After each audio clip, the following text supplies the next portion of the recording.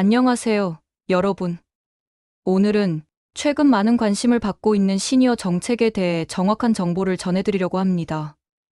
특히 버스 무료화 정책과 관련된 오해, 그리고 현 정부의 노인 정책 전반에 대해 자세히 알아보겠습니다. 먼저 질문 하나 드릴게요. 여러분, 혹시 2025년 7월부터 전국적으로 시내버스가 무료가 되었다는 소식을 들어보셨나요? 유튜브나 SNS에서 이런 정보를 본 분들이 계실 텐데요. 과연 이것이 사실일까요? 또 다른 질문입니다. 이재명 정부의 노인 정책이 어떻게 바뀌고 있는지 구체적으로 알고 계시나요? 기초연금이 얼마나 오르고 어떤 새로운 서비스가 도입되는지 정확히 파악하고 계신가요? 잘못된 정보가 어떻게 확산되는지, 그리고 실제 정책은 어떤 상황인지 명확히 짚어보겠습니다. 또한 이재명 정부의 노인 정책을 세부적으로 분석해서 어떤 변화가 실제로 일어나고 있는지 함께 살펴보겠습니다. 이 영상은 크게 6개 파트로 구성되어 있습니다. 첫 번째로 버스 무료와 가짜뉴스의 실체를 파헤쳐보고, 두 번째로 현 정부 노인 정책의 전체적인 그림을 그려보겠습니다. 세 번째로는 각 정책을 세부적으로 분석하고, 네 번째로는 예산과 재정 문제를 다뤄보겠습니다. 다섯 번째로는 해외 사례와 비교 분석을 하고, 마지막으로 미디어 문해력과 정보 검증의 중요성에 대해 말씀드리겠습니다. 일부 버스 무료화 정책의 진실과 가짜뉴스의 실체, 가짜뉴스의 확산 배경. 먼저 가장 중요한 부분부터 말씀드리겠습니다. 2025년 7월 1일부터 전국적으로 시내버스가 무료가 되었다는 것은 완전히 거짓 정보입니다. 이는 일부 유튜브나 SNS에서 잘못 전파된 정보로 실제로는 전혀 사실이 아닙니다. 그렇다면 이런 가짜뉴스는 어떻게 시작되었을까요? 몇 가지 요인이 복합적으로 작용했습니다. 첫째, 지자체별 무료화 정책의 오해입니다. 일부 지자체에서 버스 무료화를 시행하고 있는데 이것이 전국적인 정책으로 와전된 것입니다. 둘째, 정치적 공약과 실제 정책의 혼동입니다. 선거 때 나온 다양한 공약들이 마치 이미 시행되고 있는 것처럼 잘못 전달되었습니다. 셋째, 클릭베이트성 제목입니다. 자극적인 제목으로 조회수를 늘리려는 일부 콘텐츠 제작자들이 과장된 정보를 퍼뜨렸습니다. 실제 무료화 시행 지자체 현황. 실제 상황을 정확히 살펴보면 버스 무료화 정책은 전국이 아닌 일부 지자체에서만 시행되고 있습니다. 현재 버스 요금 전면 무료화를 시행하고 있는 지자체는 다음과 같습니다.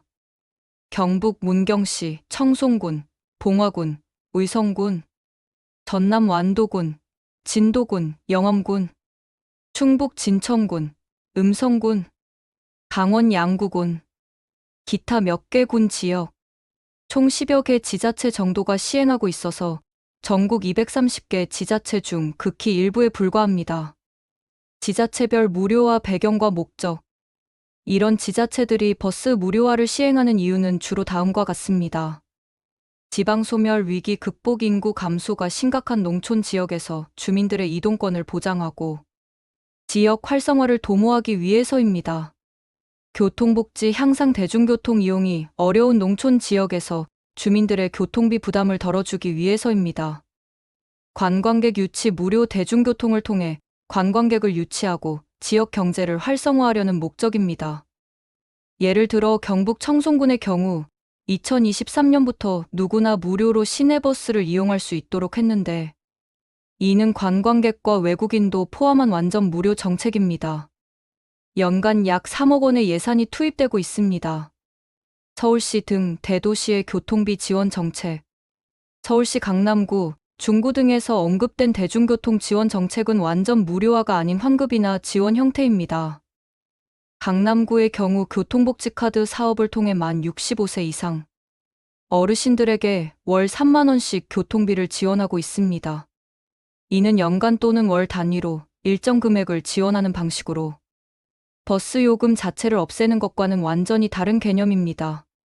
중구도 비슷한 방식으로 취약계층에게 교통비를 지원하고 있지만 이 역시 무료화가 아닌 지원금 형태입니다. 가짜뉴스로 인한 사회적 피해. 이런 잘못된 정보가 확산되면서 실제로 여러 문제가 발생했습니다. 고령층에 혼란 많은 어르신들이 전국 무료라는 정보를 믿고 버스에 탑승했다가 요금을 요구받으면서 혼란과 갈등이 발생했습니다. 민원 급증 지자체와 교통업체에 왜 무료가 안 되느냐는 민원이 급증했습니다. 사회적 비용 발생 잘못된 정보로 인한 갈등 해결과 민원 처리에 상당한 사회적 비용이 발생했습니다. 신뢰도 하락 정부 정책에 대한 국민들의 신뢰도가 떨어지는 부작용도 나타났습니다. 2부 이재명 정부 노인 정책의 전체 그림. 정책 철학과 방향성. 이재명 정부의 노인 정책은 품격 있는 노후, 지속 가능한 복지라는 기본 철학하에 설계되었습니다. 이는 단순히 돈을 주는 것을 넘어서 어르신들이 존엄하고 활기찬 노후를 보낼 수 있도록 종합적으로 지원하겠다는 의미입니다. 정책 방향성은 크게 4가지로 요약할 수 있습니다. 소득 보장 강화 기초연금, 국민연금 개선, 건강돌봄 체계 고도화 예방부터 치료, 돌봄까지 통합 서비스, 사회참여 활성화 일자리, 문화, 교육 기회 확대, 주거 안정성 제고, 고령 친화형 주거 환경 조성. 2025년 노인복지 예산 현황. 2025년 사회복지 분야 예산은 248.7조 원 수준이며 전년 237.6조 원 대비 4.7% 증가했습니다. 이 중 노인 관련 예산이 상당한 비중을 차지하고 있습니다. 구체적인 예산 배분을 살펴보면 기초연금 약 20조 원 전년 대비 5% 증가, 노인 일자리 약 2조 1,847억 원 전년 대비 7.8% 증가, 노인 장기요양보험 약 13조 원, 노인 맞춤 돌봄 서비스 약 8천억 원, 고령화 현실과 정책 필요성. 우리나라는 2025년 현재 65세 이상 인구가 전체 인구의 19.6%를 차지하는 고령사회에서 초고령 사회 65세 이상 20% 이상로 진입하는 중요한 시점에 있습니다.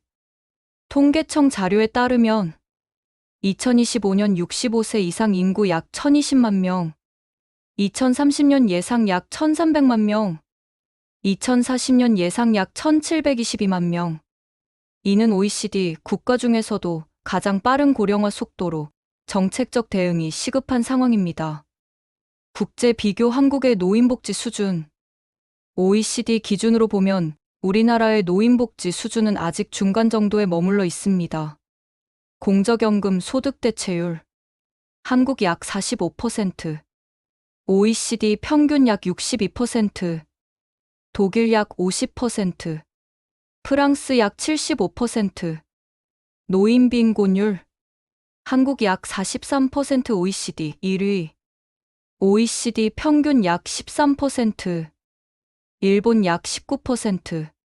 이런 현실을 바탕으로 현 정부가 대폭적인 노인복지 확대 정책을 추진하고 있는 것입니다. 3부 정책별 세부 분석, 소득보장 정책, 기초연금 개선 방안. 기초연금 인상이 가장 주목받는 정책입니다. 2025년부터 기초연금은 최대 33만 4,810원에서 34만 4천원으로 올랐으며 이는 2.3% 인상된 수준입니다. 더 중요한 것은 기초연금 부부 감액 규정의 단계적 폐지 계획입니다. 현재 기초연금은 부부가 함께 대상자인 경우 개인별 지급액에서 20%를 감액하여 지급하고 있습니다. 예를 들어 개인이 월 34만 원을 받을 수 있다면 부부의 경우 각자 27만 원씩만 받고 있는 상황입니다. 새 정부는 이런 부부 감액 규정을 단계적으로 없애서 2026년 감액률을 20%에서 15%로 축소, 2027년 감액률을 15%에서 10%로 축소, 2028년 감액률을 10%에서 5%로 축소, 2029년 완전 폐지, 이렇게 점진적으로 개선할 계획입니다. 기초연금 지급 대상 확대도 추진되고 있습니다. 2025년도 기준연 금액은 34만 2,510원이며 적용기간은 해당 조정연도 1월부터 12월까지입니다. 선정기준액도 단독가구 월 228만 원, 부부가구 월 364만 8천 원으로 인상되어 더 많은 어르신들이 혜택을 받을 수 있게 되었습니다. 국민연금 개선 방안. 일하는 노인에 대한 국민연금 감액 개선이 중요한 이슈입니다. 현재는 국민연금을 받으면서 소득활동을 하면 연금액이 감액되는 재직자 연금 감액 제도가 있습니다. 현행 제도, 월소득 289만 원, 초과 시 연금의 50% 감액, 월소득 391만 원, 초과 시 연금 전액 정지, 개선 계획, 감액 기준 완화 월소득 350만 원으로 상향, 감액률 축소 50%에서 30%로 축소, 단계적으로 완전 폐지 검토, 이를 통해 어르신들이 일하면서도 연금을 온전히 받을 수 있도록 하겠다는 것입니다. 주택연금 제도 확대. 주택연금 제도 확대도 중요한 정책입니다. 현재 주택연금은 부부 중 한 명이 55세 이상이고 공시가격 12억 원 이하 주택 소유자만 가입할 수 있습니다. 확대 방안. 연령 조건 완화 50세까지 하향 검토. 주택가격 상한선 상향 15억 원까지 확대. 6080 맞춤형 주택연금 제도 도입 60세에 가입하면 80세부터 연금 지급받는 새로운 상품. 이를 통해 더 많은 중고령층이 보유 주택을 활용해 노후 소득을 확보할 수 있도록 하겠다는 계획입니다. 소득보장 정책의 재정 추계. 이런 소득보장 정책들의 재정 소요, 규모는 막대합니다.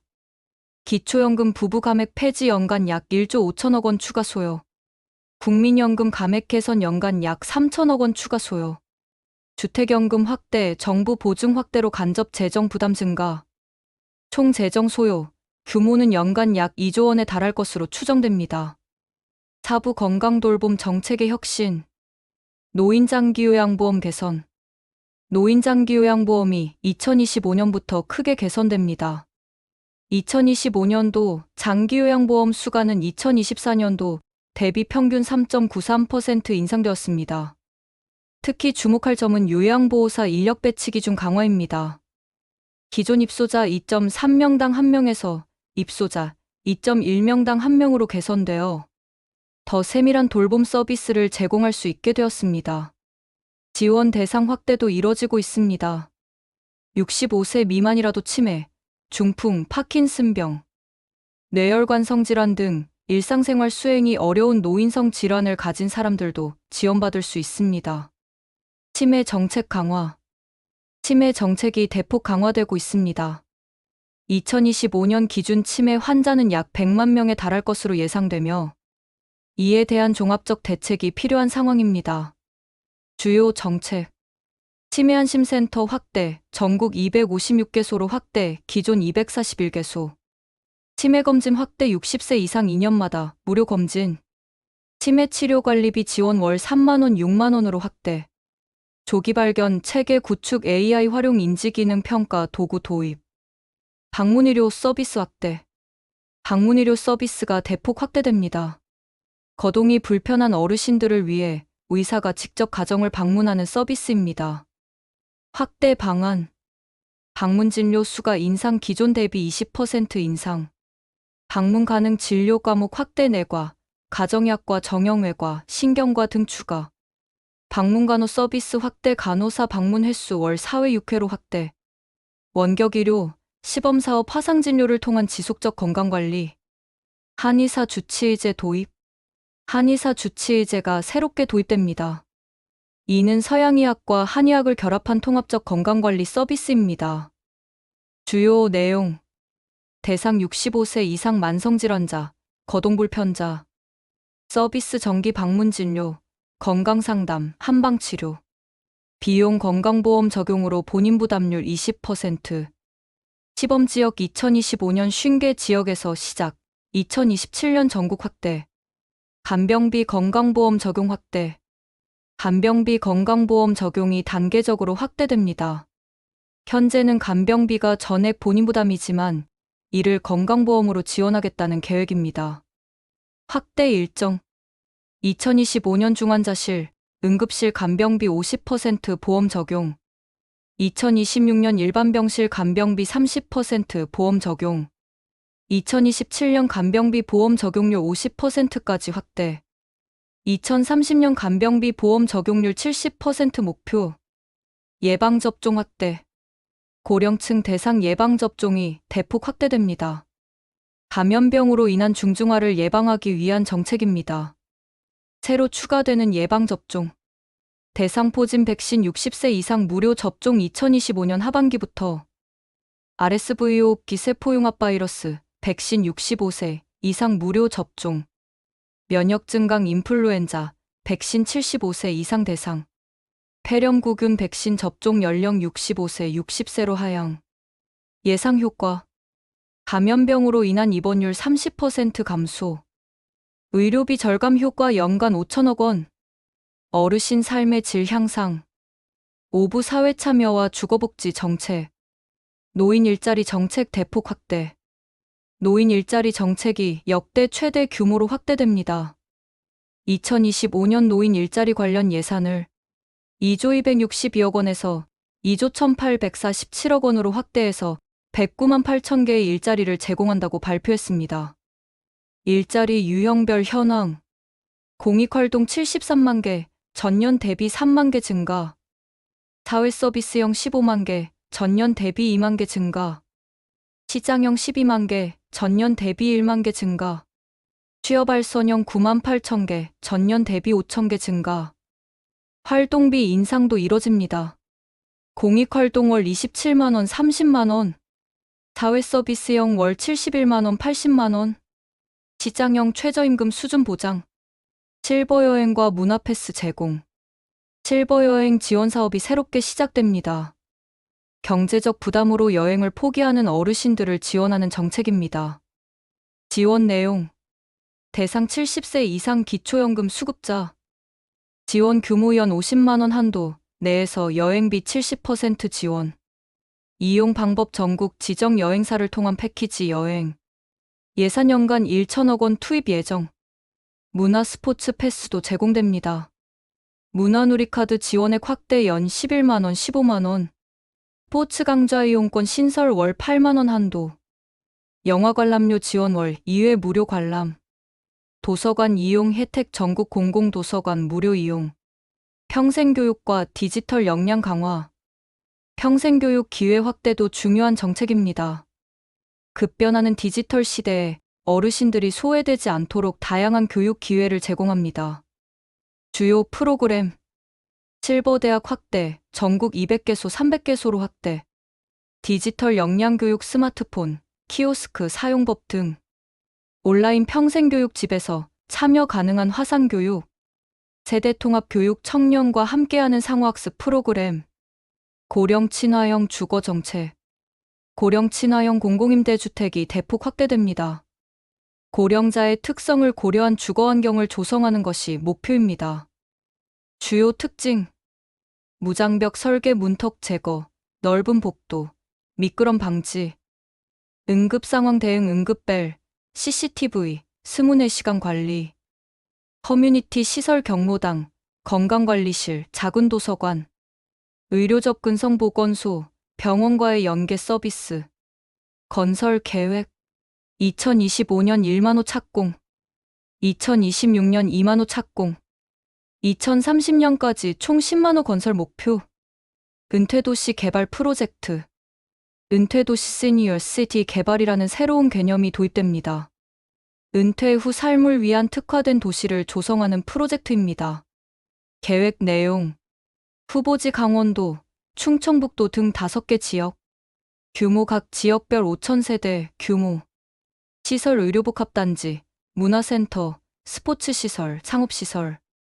교통 대도시와의 연결성 확보.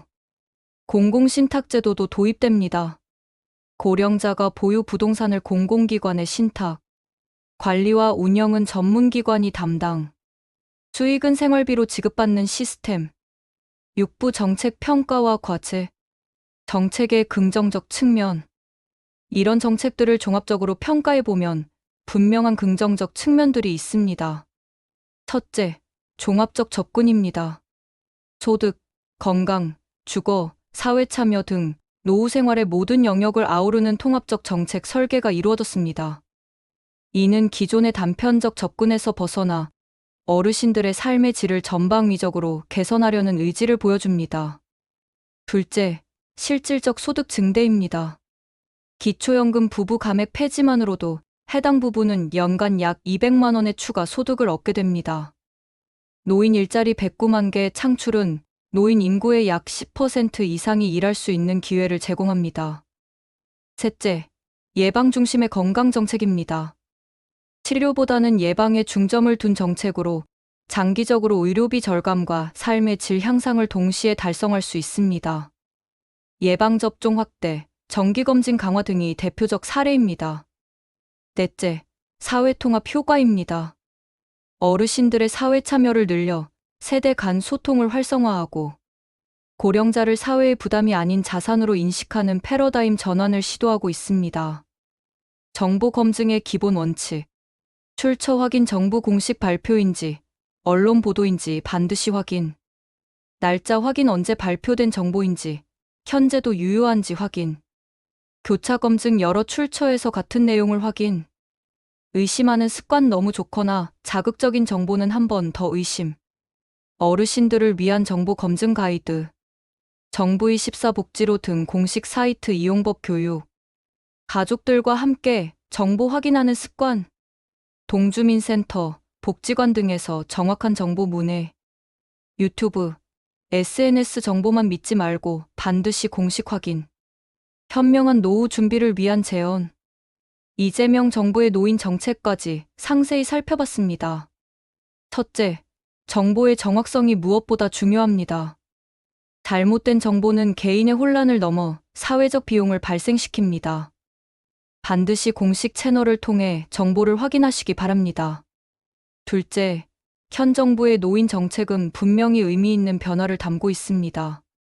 기초연금 개선, 건강 서비스 확대, 사회 참여 증진 등 종합적 접근을 시도하고 있습니다.